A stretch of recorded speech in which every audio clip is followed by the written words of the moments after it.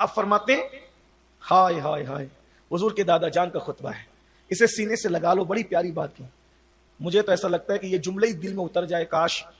فرماتے ہیں سبسکرائب کیجیے علم اور ہمارا چینل بردباری اسلام کی بزرگی ہے، دنیا، صبر کامیابی تاکہ آپ کی تک چابی ہے، میری ویڈیو اچھائی پہنچ سکے. ایک خزانہ ہے، اچھائی ایک خزانہ ہے.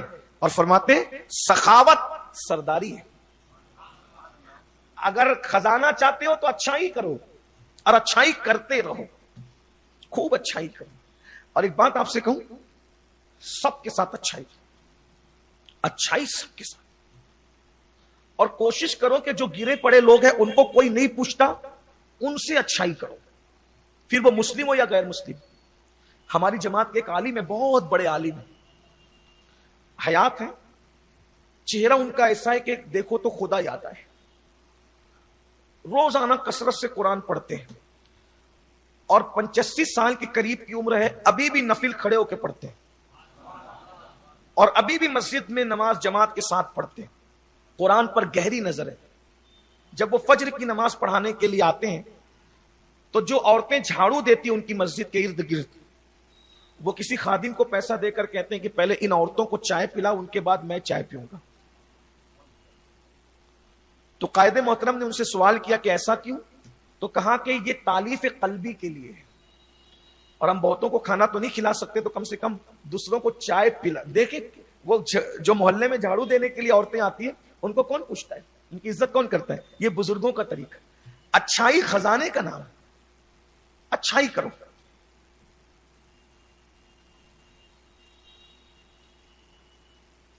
ہم نے اپنے بزرگوں سے یہی سیکھا. ہم بہت کچھ تو نہیں کر پاتے ہیں لیکن کوشش کرتے ہیں کہ اپنے بزرگوں کے نقش قدم پہ چل سکیں. اور اچھائی ان کے ساتھ کرو جن کے ساتھ کوئی اچھائی نہیں کرتا. میں اکثر لوگوں کو کہتا ہوں کہ جن دنوں لوگ چھوت چھات میں مبتلا تھے، ہمارے بادشاہ لوگ اگر ان قوموں کو اپنے محلوں میں بلا کے صرف ایک وقت کا کھانا کھلا دیتے نا تو دنیا کے حالات کچھ اور. دل جیتیے. ہم لوگ اچھائی کس کے ساتھ کرنے کی کوشش کرتے پتہ ہے؟ جن کے حلق تک پیٹ بھرے ہوئے، کیونکہ اچھائی بطور اچھائی کرنا ہی نہیں ہے نا لوگوں کو.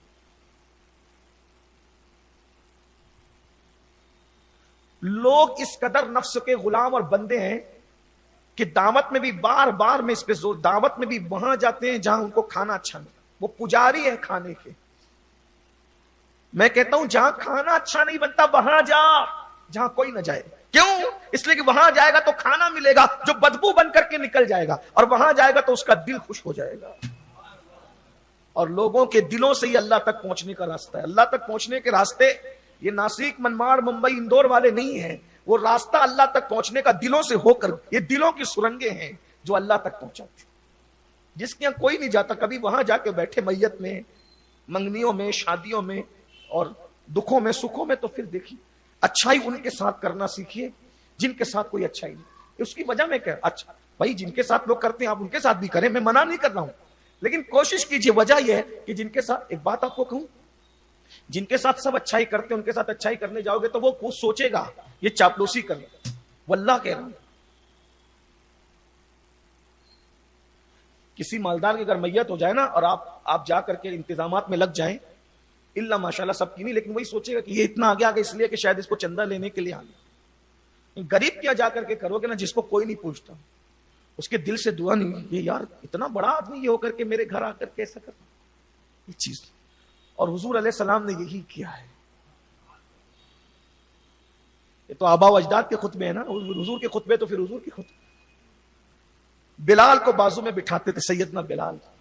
عمار کو، بلکہ مکے کے لوگوں نے کہا کہ ان کے پسینے اور ان کے جبوں اور کپڑوں سے تم پسینے کی بدبو آتی ہے.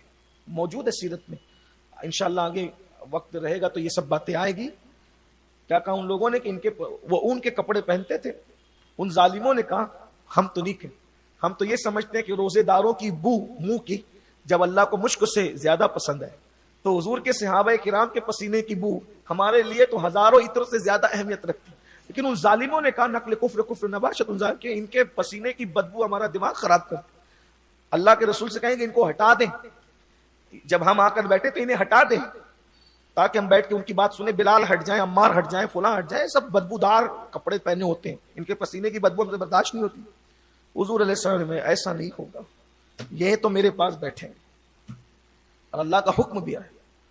حضور غریب پرور رسول تھے صلی اللہ علیہ وسلم, اور ہمارا ہر بزرگ غریب پرور ہوا ہے. دولت کے پجاری ہم لوگ ہیں کہ خیریت بھی پوچھتے ہیں تو جیب دیکھ کر پوچھتے ہیں, ہاتھ میں موبائل کتنی قیمت کا ہے وہ دیکھ کر خیریت پوچھتے ہیں.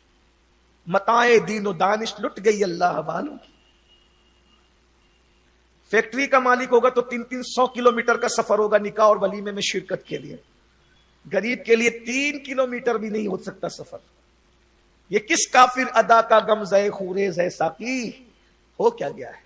متاع دین و دانش لٹ گئی اللہ والوں. مرنا ہے بھائیو, مرنا ہے, ایک دن موت آنی. تو اچھائی کرو, اچھائی خزانہ ہے. سخاوت سرداری ہے, اس پر سبحان اللہ بنتی ہے. سخاوت اگر سردار بننا ہے ہاتھ اونچا رکھو, بانٹتے رہو. اور سرداروں کی نشانی بانٹنا ہے. اب اس پہ ایک جملے کا اضافہ کر لیں, سرداروں کی شان ڈانٹنا نہیں ہے, سرداروں کی شان بانٹنا ہے. جو سردار ہوگا وہ بانٹتا ہی رہے گا. یہاں تو سردار بھی بننا ہے اور بانٹنا نہیں ہے. بانٹنا نہیں ہے, بانٹنا ہے. سمجھے نہیں سمجھے؟ بانٹنا نہیں ہے, دینا نہیں ہے, لوگوں کو منتشر تقسیم کرنا. فرمایا سخاوت سرداری. اسی لیے پیر میرعلی شاہ صاحب رحمۃ اللہ علیہ سے کسی نے پوچھا جو قوم کا سردار ہوتا ہے یعنی سید سردار کیسا ہوتا ہے؟ کا سردار ماں کی طرح ہوتا ہے, اسے شفقتیں جانتا ہے. سخاوت سرداری ہے. ہائے ہائے. اور فرماتے ہیں جہالت کمینگی ہے. جہالت سے بڑا کمینہ پن کچھ نہیں. رسول اللہ زمانے جہالت کا خطبہ ہے, جہالت کے خلاف. یہ رسول اللہ کے دادا ہیں. ان کبھی دیکھا یہ وہ لوگ ہیں سبحان اللہ. اس لیے جاہل پن سے نکلو, جہالت کمینگی ہے. اب پھر فرماتے ہیں دن بدلتے رہتے ہیں, زمانہ تغیر پذیر ہوتا رہتا ہے, ہر انسان کو اپنے کام کی طرف منسوب کیا جاتا ہے. اس پر بھی ایک جملے کا صرف آپ کو کچھ کہنا چاہنا کہ خطبہ ایسا ہے کہ اس پہ اگر تفسیرہ کرے تو گھنٹوں کر سکتے. کئی تقریریں ہیں, یہ ایک خطبہ کئی تقریروں کا عنوان ہے, لیکن غور سے سنیں کیا فرما رہے. دن بدلتے رہتے ہیں, زمانہ تغیر پذیر, آج جو ہے وہ کل نہیں ہوگا. دن بدلتے رہیں گے. تمہاری جو عزتیں آج ہیں کوئی ضروری نہیں ہے کہ کل ہو. مالداری جو آج ہے ضروری نہیں ہے کہ کل ہو. دولت مندی جو آج ہے ضروری نہیں کہ کل ہو. شان اور شوکت جو آج ہے ضروری نہیں کہ کل ہو. لیکن حضور کے دادا جان کیا فرما رہے, ہر آدمی اپنے کام کی طرف منسوب ہوتا ہے. یعنی آج اللہ نے عزت دی ہے, دولت دی ہے, صحت دی ہے, طاقت دی ہے, قوت دی ہے, کچھ کام کر لو. اپنی کام سے پہچانے جاؤ. مر جاؤ گے کام سے پہچانے جاؤ. کیا کام کیا, کیا کام. آئے روتے روتے, گئے روتے روتے. ننگے آئے تھے کفن پہن کے چلے گئے, وہ بھی چھین دیا جائے گا. کیا ہوا؟ نہ آنے کا کوئی فائدہ, نہ جانے کا کوئی فائدہ. کچھ کام کر لو. اپنا مکان بنایا نا, وہ تو بچے رہیں گے اس میں. حلال حرام میں تمیز کیے بغیر بنگلے بلڈنگیں بنا لی, چوری چماری کر کے کیا کیا کر لیا, سب کر لیا نا. سب دوسروں کی. اللہ کے لیے کچھ کرو, کوئی کام کرو تاکہ لوگ تمہارے کام سے تمہیں جانے. اور جنہوں نے کام کیا آج بھی لوگ ان کو جانتے ہیں. تو فرمایا ہر انسان اپنے کام کی طرف منسوب کیا جاتا ہے. پھر فرماتے ہیں اپنے عمل کے باعث اس کی باز پرس کی جاتی ہے. جیسا عمل کرو گے ویسے پوچھا جائے گا. اچھے کام کرو لوگ تمہاری تعریف کریں گے. فضول باتوں سے دامن بچا کر کے رکھو. حضور کے دادا جان ہے, کام اچھے کرو, فضول کاموں سے دامن بچا کر کے رکھو. فرماتے ہیں بے وقوف لوگوں سے علیحدہ رہو. او ہو کیا بڑی بات کر رہے ہیں. بے وقوف لوگوں سے, جس کو بولتے ہیں نادان دوست جی کا جنجال, آج بولتے ہو. حضور کے دادا جان جب وہ سینکڑوں سال پہلے بتا رہے بے وقوف سے دوستی مت کرنا, نادان سے دوستی مت کرنا, بے وقوف لوگوں سے دور رہو, الگ رہو. فرماتے ہیں اپنے ہم نشینوں کی عزت کرو. جو تمہارے ساتھ اٹھتے بیٹھتے ہیں نا ان کی عزت کرو. ہم نشینوں کی عزت کرنا سیکھو. یہاں تو لوگ ہم نشینوں کی اڑاتے رہتے ہیں, ہم نشینوں سے ہی حسد کرتے رہتے ہیں, ہم نشینوں سے ہی بغض کرتے رہتے. بھائیوں, جو میں نے جمعہ میں بھی مالیگاؤں میں جو مسجد اپنی آفتاب رسالت, اس میں لوگوں سے یہی کہا, جو دین حضور لے کر آئے تھے وہ ہمارے درمیان نہیں ہے الا ماشاءاللہ. بس ہم اپنی طبیعت کے غلام بن چکے. اپنے ہم نشینوں کی عزت کرنا سیکھ جو تمہارے ساتھ اٹھتے بیٹھتے ہیں. ایک جملہ میری طرف سے بھی اپنے بزرگوں کا سن لیں, ہمارا تو کچھ ہے ہی نہیں, سب تو بزرگوں کا ہی ہے. ایک شخص میرا بڑا عزیز مدینہ منورہ جا رہا تھا,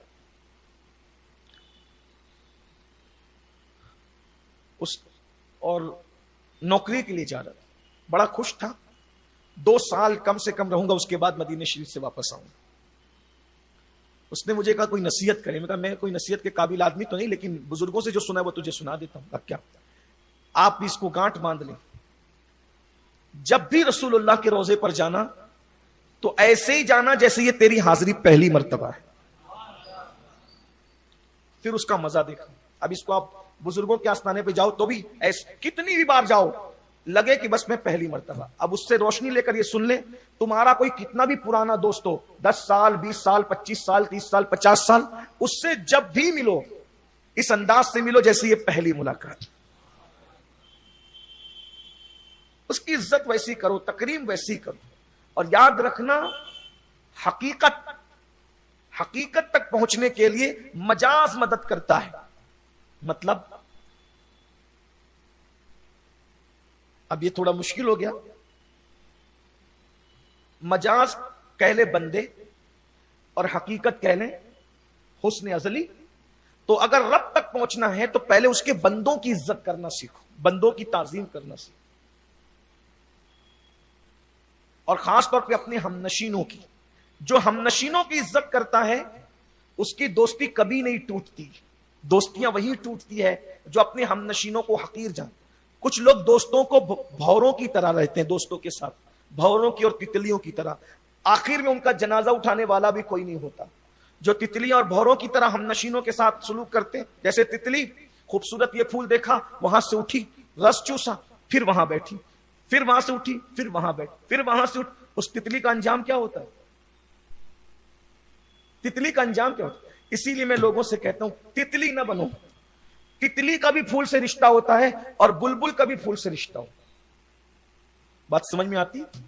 یہ صوفیہ کی بڑی گہری باتیں نکل آئی. پھول سے رشتہ تتلی کا بھی ہوتا ہے, پھول سے رشتہ بلبل کا بھی ہوتا ہے. دونوں میں کیا فرق ہے؟ تتلی ادھر سے ادھر, ادھر سے ادھر, ادھر سے ادھر, ادھر سے ادھر اڑ کر کے ختم ہو جاتا ہے, اس کا کسی پھول سے رشتہ باقی نہیں رہتا ہے. بلبل ایک ہی پھول پہ بیٹھ کر اسی پہ اپنی جان قربان کرتے. تتلی نہ بنو, کوئی نہیں بچے. اور میں دیکھتا ہوں, میں چند لوگوں کو میں نے بہت چھوٹی سی عمر میں بہت لوگوں کو میں نے دیکھا, ہر دن ان کے پاس ایک نیا لوٹ رہتا ہے, کیونکہ وہ تتلیوں کا کام کر. صرف نچوڑو گے تو یہ تو کام تتلیوں کا ہے, کچھ دو بھی تو نا, گیو اینڈ ٹیک والا نا. حضور کے پاس جو آیا پھر کبھی نہیں گیا, حتیٰ کہ ماں باپ لینے بھی آئے تو نہیں گیا. جب زید کے باپ اور چچا لینے کے لیے آئے اس وقت تو نبوت کا اعلان بھی نہیں ہوا تھا, پیچھے چھپ گئے, میں نہیں جاؤں گا. ارے جا, تیرے باپ آئے, پہچان لیا چچا یا ابا جا. کہا نہیں آقا, جتنا پیار آپ نے دیا باپ بھی نہیں دے سکتے. یہ میرے آقا ہے صلی اللہ علیہ وسلم. اس طرح دل جیتے جاتے ہیں. دل جیتنے کا ہنر کوئی جاننا ہے اس خاندان عالی وقار سے جانے. تو فرمایا اپنے ہم نشینوں کی عزت کرو. ہائے ہائے, دیکھیے آ گئی وہ بات, آ گئی وہ بات. کہتے ہیں اپنے ہم نشینوں کی عزت کرو, تمہاری مجلسیں آباد رہے گی, تمہاری مجلسیں کبھی سونی نہیں رہے گی. ہم نشینوں کی عزت کرنا سیکھو. فرمایا اپنے شریک کار کی حفاظت کرو, یعنی تمہارے ساتھ جو کام دھندے میں ہاتھ بٹاتے ہیں, جو بھی کام کرتے ہیں, وہ جو کام میں شریک ہیں ان کی حفاظت کرو. لوگ تمہاری پناہ لینے کے مشتاق ہوں گے, تمہاری پناہ میں ہونے کے. فرمایا اپنی ذات کے ساتھ بھی انصاف کرو. یہ میرے نبی کے دادا جان. ایک بات کہنا, آج سے پہلے ہم نے یہ خطبہ سنا اپنے اجتماع میں, بولو ہم نے اپنے نبی کے داداؤں پہ ظلم کیا کہ نہیں کیا؟ کس کس کا ذکر کیا، غیباً شاہ تک کی کرامتیں بیان کر رہے ہیں ہم لوگ، اور یہ شاہ لوگ کو ہم نے چھپا دیا ہے۔ دیکھ کچھ لوگ سوچتے ہوں گے کیا نبی کے باپ داداؤں کا ذکر لے کے بیٹھ گیا؟ میں نے کہا کسی کو پسند ہو نہ ہو، میں تو اتنا جانتا ہوں جس کے باپ کی تعریف کی جاتی ہے وہ شہزادہ خوش ہوتا ہے۔ مجھے تو یار کی خوشی چاہیے اور اس کے سوا چاہیے بس کام وہ لے لیجیے تم کو جو راضی۔ یہ حضور کے دادا جان ہے صلی اللہ علیہ وآلہ وسلم، حضور کے دادا جان فرماتے ہیں ہم نشینوں کی عزت کرو، تمہاری مجلسیں آباد رہے گی، اپنے شریک کار کی حفاظت کرو، لوگ تمہاری پناہ لینے کے مشتاق ہوں گے، اپنی ذات کے ساتھ بھی انصاف کرو، لوگ تم پر اعتماد کریں گے۔ جب تم اپنی ذات سے بھی انصاف کرو گے تو لوگ تم پہ اعتماد۔ اس کی ایک مثال دیتا ہوں، ایک صحابی ساتھ میں سفر میں اللہ کے رسول علیہ الصلوۃ والتسلیم نے مسواک کاٹی، 2 ٹکڑے کیے، جو سیدھی مسواک تھی وہ صحابی کو دے دی اور جو ٹیڑھی تھی وہ خود رکھ لی۔ دیکھا کئی دن کے صحابہ بھوکے تھے، حضور علیہ السلام کو بھوک لگی تھی، بڑا مشہور واقعہ، ابو ہریرہ پیالہ لے کر آئے، سر کتنے تھے وہ 70، فرمایا پہلے سب کو پلاؤ، آقا کو بھوک نہیں لگی تھی، سب کو پلاؤ، سب کو پلاؤ، سب کو پلایا، آخری میں سب کا بچا ہوا خود پیا۔ کس نے؟ خدا کے بعد جو سب سے بزرگ ہے۔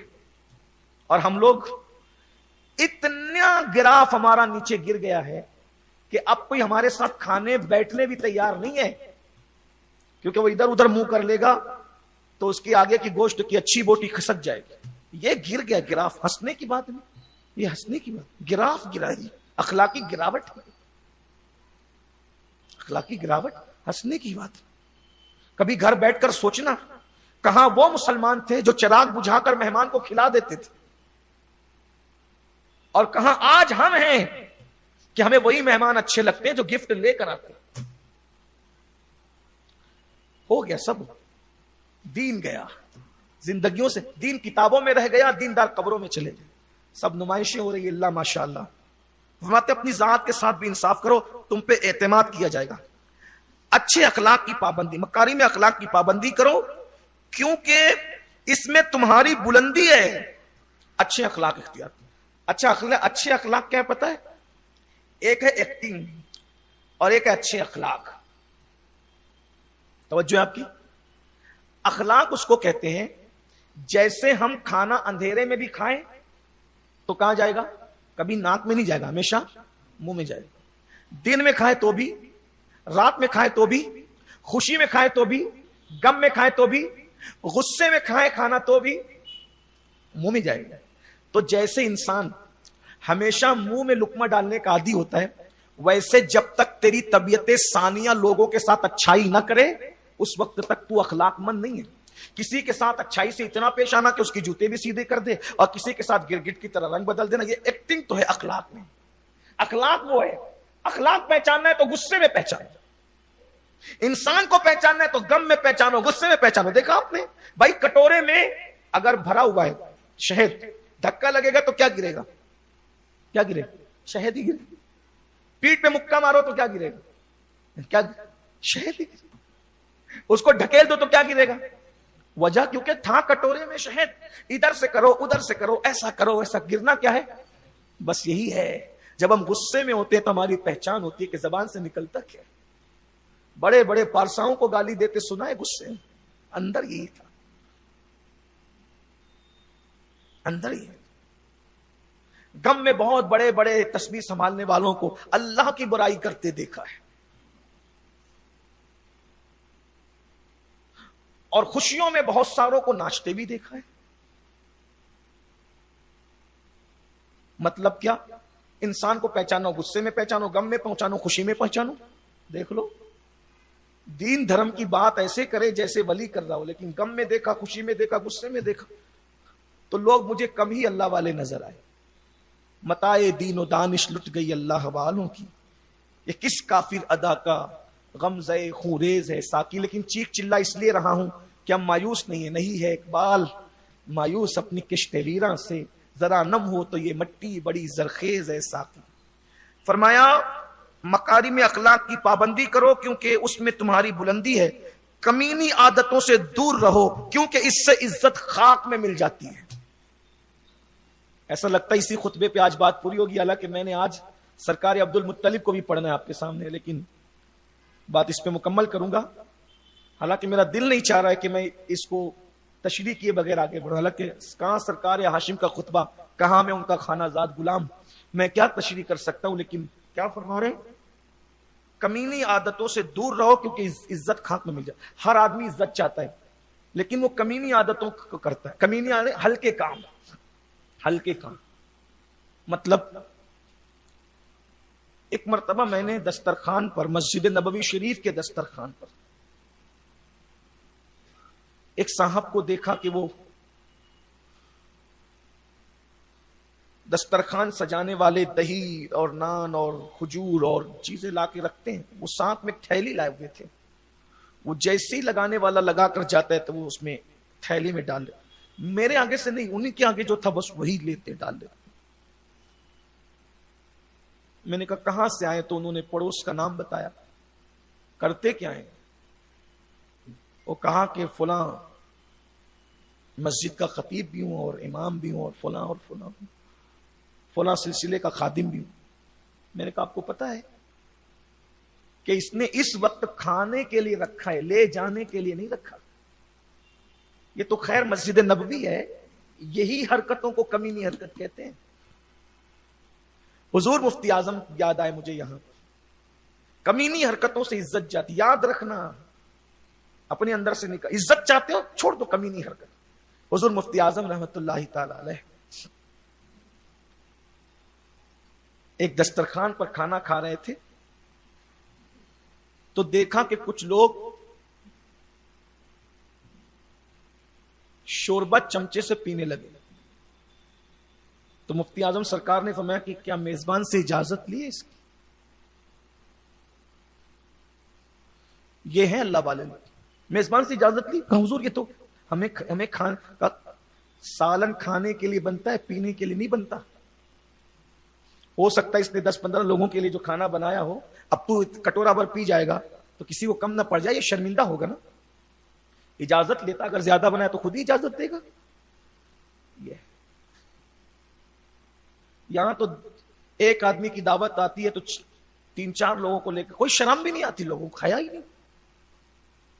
یہ کمینگی حرکتیں ہیں، یہ گالی نہ سمجھے، اگر ہاشم نے نہ کہا ہوتا تو میں تشریح میں نہ کہتا۔ ایک آدمی کی دعوت آئی ہے، ایک ہی آدمی جائے، لوگ دوسرا لے کے اجازت بھی نہیں لیتے، تھڑلنے سے ہو۔ بلکہ کچھ لوگ تو ہیں اتنے بے غیر، وہ کہتا ہے چل یار کچھ نہیں ہوگا، چل نہ، تو کون کیا کرے گا؟ تو واقعی کون کیا کرے گا؟ حضور علیہ السلام نے فرمایا چور بن کے آئے گا، ڈاکو بن کے جائے گا، اور کیا ہوگا؟ بغیر دعوت کے کھانے والے کا یہی حال ہے، چور بن کے آئے گا، ڈاکو بن کے جائے گا۔ آقا علیہ السلام کی حدیث، سیکھ لو، دین سیکھ لو ان بزرگوں سے، ان کے فرامین سے۔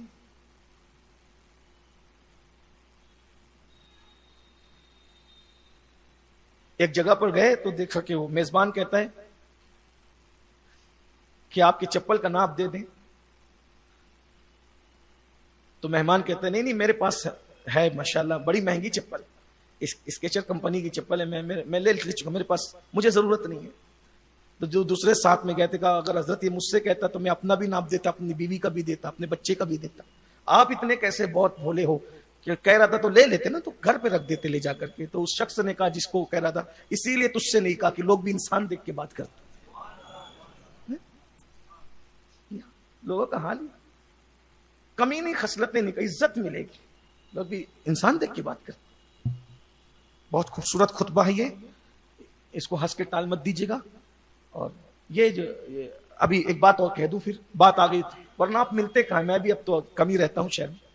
ہمارے لوگ شادیوں میں جاتے ہیں نا تو چلاتے ابے ادھر آ، گسوا تو ڈال۔